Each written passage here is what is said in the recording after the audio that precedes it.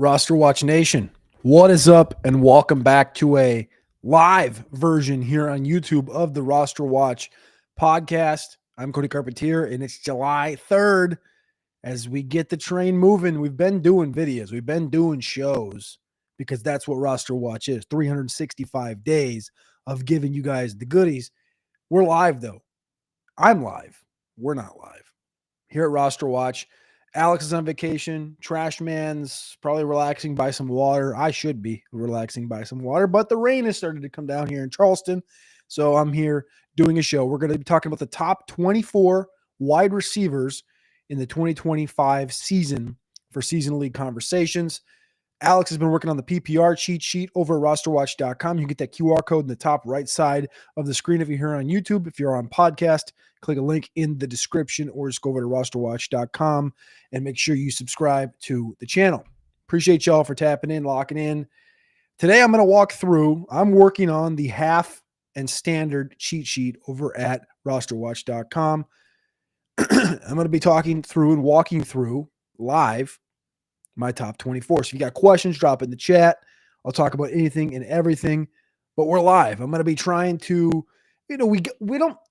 we have to get back to doing a couple of live shows a week. We can't do everything pre-recorded because obviously when we get into the end season, we're going to have the waiver wire show amongst other things that we just want to be live to interact with you guys, the people. So if you got any questions, drop in the chat. And if there's a specific time, I want to hear from everybody. I want to hear from people in the podcast audience that catch the YouTube shows. I want to hear from people that are live in the chat, people after the show that are in the comment section.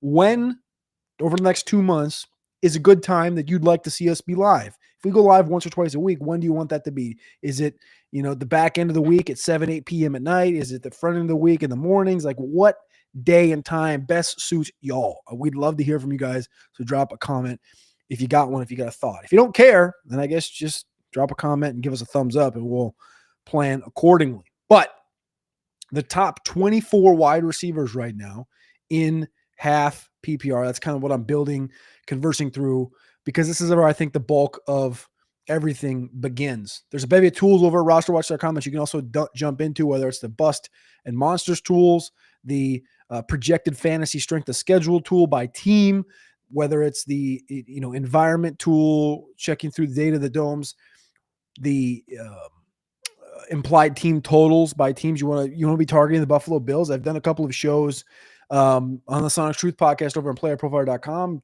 and it's like I feel like I'm on an island fighting for Keon Coleman in a lot of this stuff. And in Dynasty, if you've been to rosterwatch.com, in our top 250 that Keon Coleman's we're ahead. We'll just say we're ahead on Keon Coleman. We'll just say that. Maybe a little bit too far ahead, but man, coming off a 50 reception, 500-yard season attached to Josh Allen and competing with Josh Palmer and Elijah Moore and Curtis Samuel and Laviska Shenault, like Khalil Shakir. Like, come on, man. What are we doing here? This is an alpha in Keon Coleman.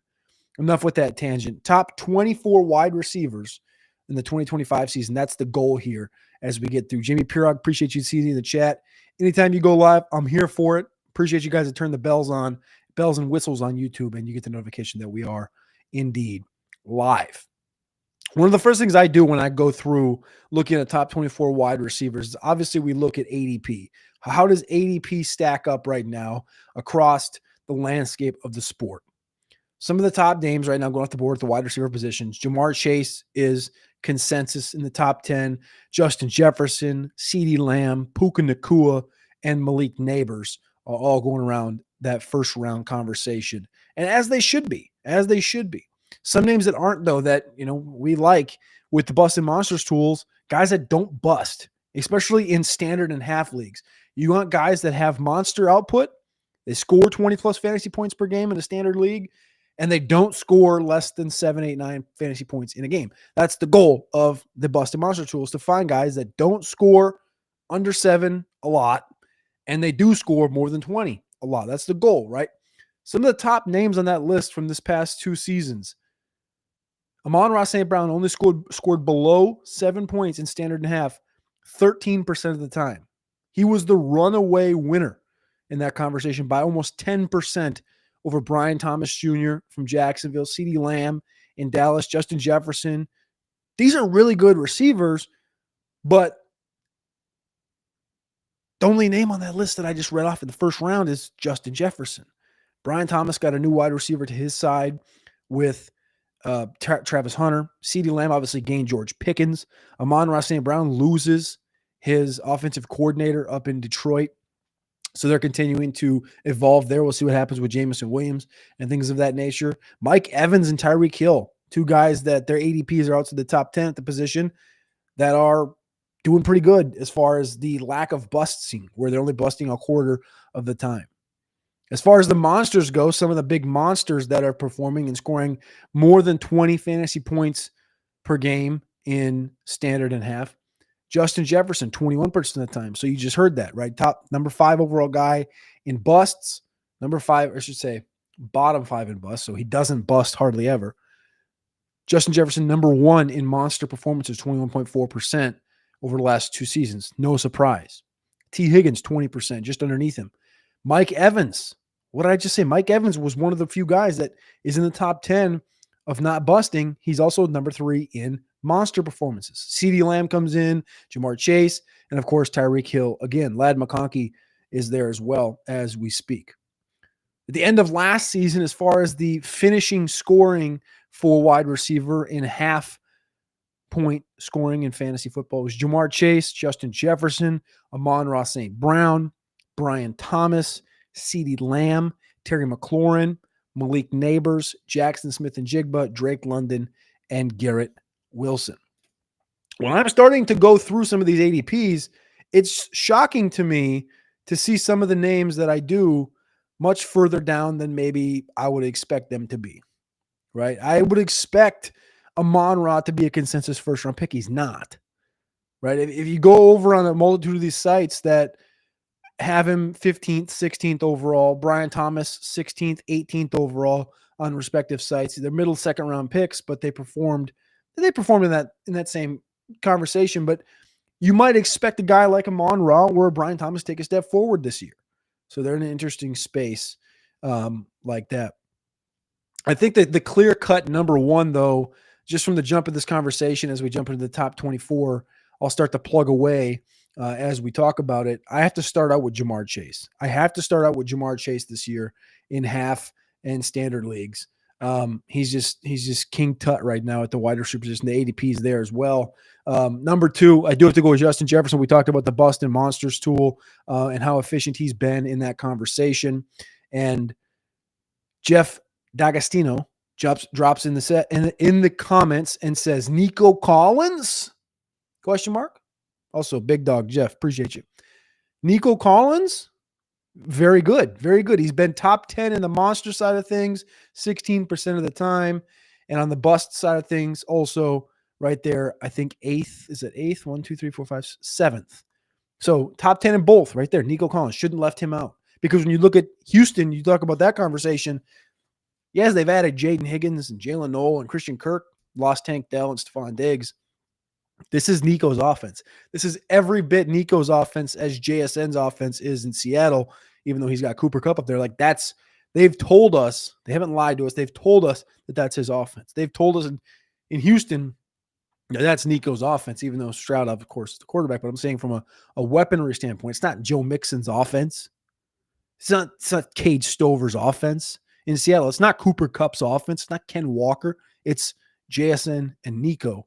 Both of those guys should be getting that conversation. Nico right now in ADP is currently sitting right at 11 consensus, 14, 11, 12, 14 in that area, right ahead of Brian Thomas, though, actually right between Amon-Ra and Brian Thomas. Seems like a respectable spot for him to be going, if I did say.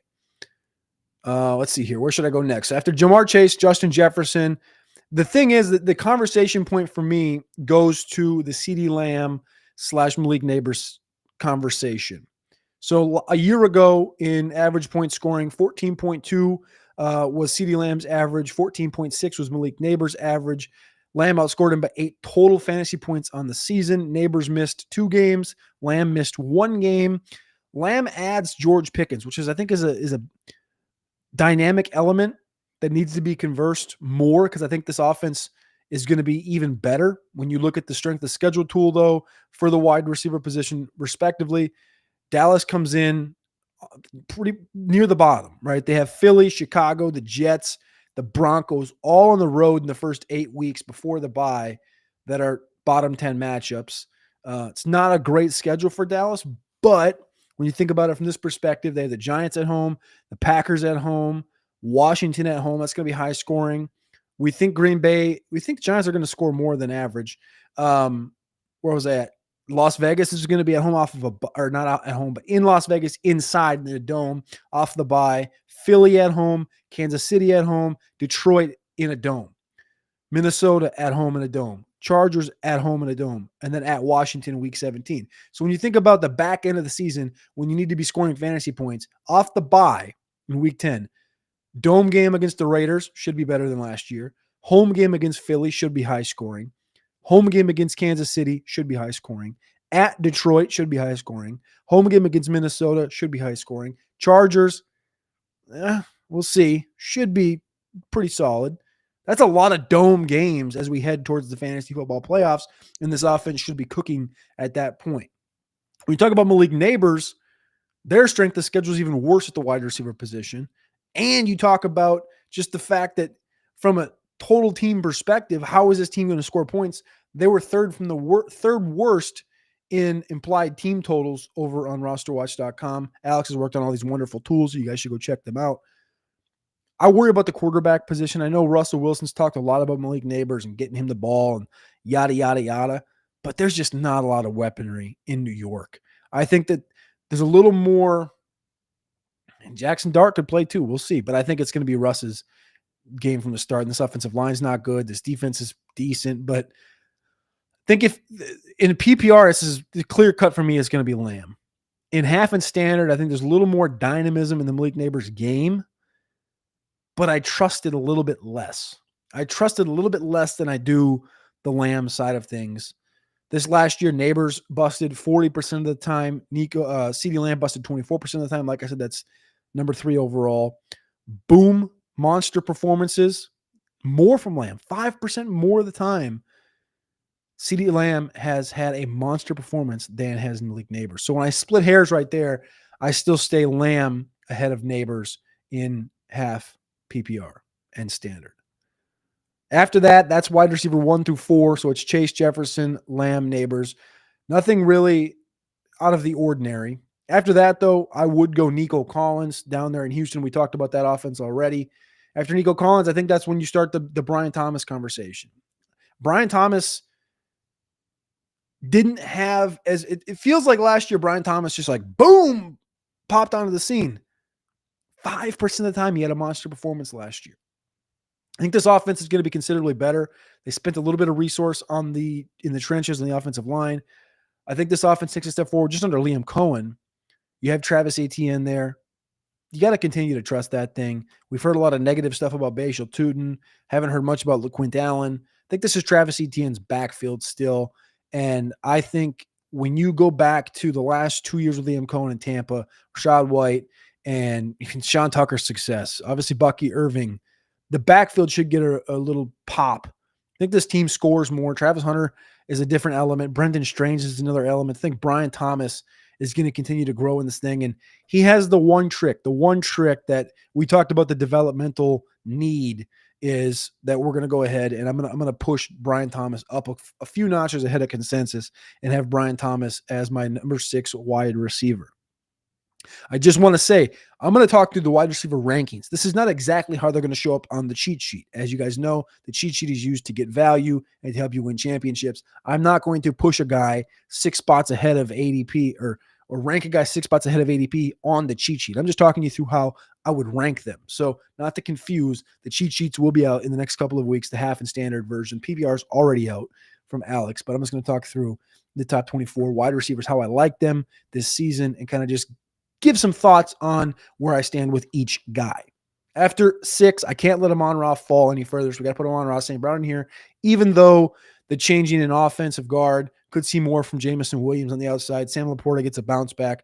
Amon-Ra St. Brown is the alpha of that offense, even though this is not PPR. I think this is where you see the come down a little bit for Amon-Ra St. Brown, who finished last year 3rd overall in fantasy points in half and standard at the wide receiver position.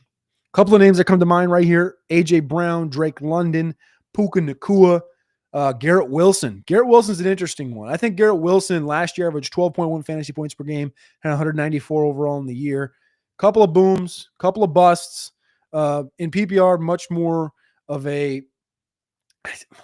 I think this year be much more of a lean into Garrett Wilson than in half and standard, because I think from a PPR perspective, you're looking at Garrett Wilson as the de facto like 1, 2, and 3 in that Jets offense.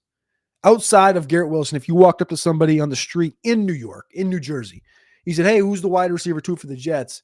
Could anybody tell you who the wide receiver 2 is for the Jets? I think more often than not, you just get Allen Lazard ? Out of everybody. Like, dad Josh Reynolds this offseason, Arian Smith in the draft. Allen Lazard's still there, yes. Malachi Corley. We love Malachi Corley out of the draft last year. Hasn't done anything. Mason Taylor at tight end should be the number 2 guy in targets and receptions. We saw last year in Jacksonville, for example, I was just talking about, Brian Thomas led the team in targets, and after that it was tight ends. It was Ingram, and it was Strange. I could see that same thing happening with the Jets this year. So I think Garrett Wilson is alluring in PPR. In half, I think I'm a little bit less enthused about the aspect of Garrett Wilson for this conversation. For those reasons, I'm going to go ahead and put Drake London in here. I think Drake London is poised for a massive, massive season connected to Michael Penix. All formats love Drake London. Jamie Pirog says in the chat, Garrett Wilson is going too late in some drafts. Seen him go after McLaurin and Evans a few times. Well, that is, we're talking, I mean, that's like a round later than where he should be going. If we're talking Garrett, I mean, no, that's not even, to me, Wilson's, let's look at ADP right now. Wilson's ADP currently sits around 34. Evans is around 37. And McLaurin, where's McLaurin at? McLaurin's at 32. So he's right in the ballpark. I mean, it depends on, it definitely depends where you're drafting. Over on the FFPC and stuff, he's around like at the 1 or the 2-3 turn. So I don't think that those guys should be anywhere near each other. Jeff D'Agostino says the wide receiver 2 for the Jets is Breece Hall. You're probably not wrong, to be honest with you. Like, the juice for the number 2 player in targets on the Jets this year, I don't even know how I would write it out. I mean, obviously Garrett Wilson would be your leader. I think for number 2 in targets on the Jets this year would be between Mason Taylor, Hall, and probably Lazard, maybe Josh Reynolds. But I would put Mason Taylor at like plus 280. I'll give you plus 400 odds on Hall. I'd probably put Lazard. If I combined them, I just said Lazard / Reynolds because we don't know today. We'll know more after training camp and stuff, or when we go out there for training camp. Lazard / Reynolds, I would put it like minus 160. So they'd be the favorite, and then it would be Taylor plus 280, Hall plus 400. Like, that's the point of that is like it's really tight. It wouldn't surprise me anyway if Breece ended up being that guy. Yeah, I do think he targets in. He makes a point to target Garrett Wilson way more than he probably should. A.J. Brown, Puka Nacua in this conversation, Tyreek Hill. I mean, I'm very indifferent about this whole Miami Dolphin wide receiver situation right now, heading into 2025. So number 1, we got Chase. 2, we got Jefferson. 3, Lamb. 4, Neighbors. 5, Collins. 6, Brian Thomas. 7, Amon-Ra St. Brown. And 8, Drake London. After Drake London comes off the board, who I think just gets annihilated with targets this year for Michael Penix. I think Kyle Pitts is also a good buy in season. We'll get to tight ends on another show. I think after that, in half format, I do come down to Tyreek and A.J. Brown. You look at Tyreek and A.J. Brown this last season, A.J. Brown finished wide receiver 14 overall in fantasy points, but he averaged 14.1 fantasy points per game, which was right there with CeeDee Lamb. He missed 3 games early in the season before the bye, but he had a 20, a 20, a 17, a 19.9, a 21, a 19 throughout the entire season. A.J. Brown is a stud, man. A.J. Brown is one that I feel like on a year-to-year basis, we often forget how dominant A.J. Brown is until he reminds us. I just, that to me, that just feels like something that maybe I do that. He's only had a 6% monster rate the last 2 seasons in half PPR, which isn't an elite number. Pretty solid on the bust perspective. He's top 15 in players that don't bust. I love A.J. Brown. This is a team that just won the Super Bowl. I think they're going to be taking loads off of Saquon Barkley, not leaning into him too much. They added a couple of backs. They also have Will Shipley there. I like A.J. Brown here as my wide receiver 9, right ahead of Puka Nacua. The reason I've dropped Puka Nacua more spots than probably consensus is because I'm going to be a little bit higher on Davante Adams, who you're going to hear his name come off the board here in literally just a couple of seconds. I love Davante Adams this year. I think that's going to take away a little bit from Puka in the half and standard perspective. PPR, I think he's probably still fine and safe inside that top 10, pretty clear cut. He's 10 here, though, in half and standard for me. 11th off the board. Again, this is going to be a little bit, it's going to be a lot of bit of a reach for most people. This is close. I'm going to go Marvin Harrison Jr. People are going to hate this. This is a tier break right here. This is a clear tier break. Marvin Harrison Jr. I love Marvin Harrison Jr. A lot of people hate Marvin Harrison Jr. For what reason? Honestly, I'm not quite sure. The guy averaged 9.4 fantasy points per game last year in half and standard. I get it. But there was truly it felt like there was no real plan for Marvin Harrison Jr. last year in any given week. It felt like every single week you're going out there and it's like, yep, he's just part of the offense, but there's nothing planned for him. That one week, I can't remember who they played against. I could find it in the game log really quickly. The one game they went out there and they were like, we must throw the ball to Marv. Rams. Was it the Rams game where in the first half he had like all of his 4 for 130 and 2 touchdowns in the first half? And then after that, it was nothing. Or it might have been the Miami game later in the year. Regardless, one of those 2 games, he went off in the first half, and then they just put the genie back in the bottle. I have to believe a full offseason later, where all you did was add Zay Jones, and you still have Trey McBride there, we're getting value in Marvin Harrison Jr. right now. I believe that wholeheartedly. I guess this is one that I've willingly stepped out on the stoop about. Like I'm very much in on the Marvin Harrison thing in 2025. As far as the strength of schedule tool for wide receivers, Arizona sits number 4 overall, just behind Carolina and Chicago, who we talked about before. It's a good situation. End of the year, a bunch of top 10 matchups on paper. Houston sprinkled in there in the middle of the playoffs, gets Derek Stingley. But I think that's fine. I love Marvin Harrison Jr. I think he performs considerably above consensus. 12th, we're going to talk about Garrett Wilson. Put him in there. We just talked about him. 13th, so just outside of the wide receiver 1 conversation, is going to be Davante Adams. I just said it before. I think he performs well above everybody else and ends up as I shouldn't say everybody else. He above most expectations does Davante Adams. He's going to come in at wide receiver 13. Let's rip off a couple of more. Above that, we're going to put Tyreek Hill in here at wide receiver 14. At wide receiver 15, I feel fine about T. Higgins. This is right around ADP, having him at wide receiver 16. Wide receiver 17, again, another one similar to Marvin Harrison Jr. Carolina, I just talked about Carolina's number 1 in the projected strength of schedule tool over at RosterWatch.com. You guys got to go check this thing out. This is sirens going off. Carolina is just in phenomenal situations here from a running back and wide receiver strength of schedule perspective. And this is a team that we should see take a step forward. It's an overall scoring situation for the Carolina Panthers. I think Bryce Young takes that step forward. I love it. I like it. I love it a lot, if you couldn't tell. Tedero McMillan, wide receiver, 16. After this is where I have another tier break. I have worry a little bit about the price tag on Rashee Rice. I have worry about how that offense unfolds. Lad McConkey in PPR, I would love him more. But I'm going to end up putting him right here because this is actually pretty much lower than consensus. I'm going to put Ladd McConkey at 17. Jackson Smith and Jigba. You have to have Jackson Smith and Jigba in the top 20. I feel like an idiot having him at wide receiver 18 on rank because you go look at the dynasty rankings over at rosterwatch.com. In the dynasty rankings, Jackson Smith and Jigba, wide receiver 4 for me.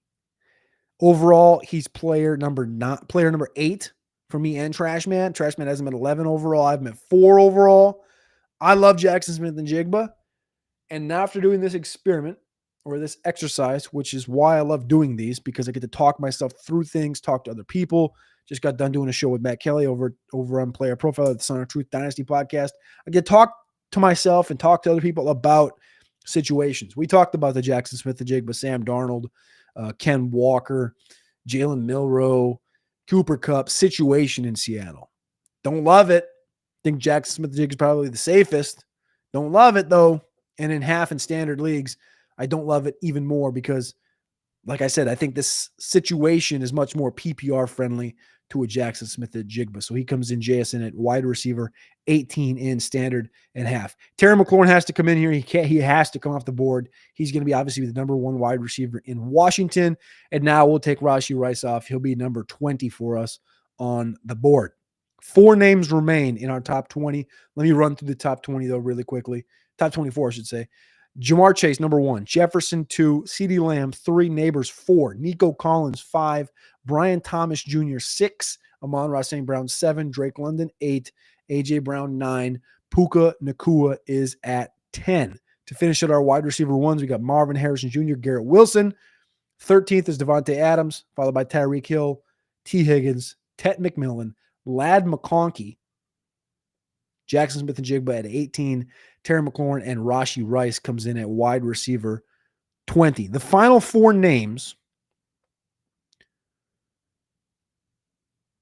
DK Metcalf, Mike Evans,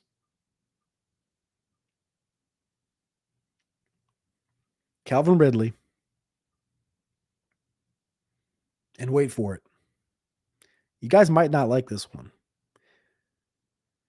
Number 24 is Jawan, the dog, Jennings. This is Anthony Richardson, and you're listening to RosterWatch. This is AJ Brown, and you're listening to RosterWatch. This is Josh Allen, and you're listening to RosterWatch.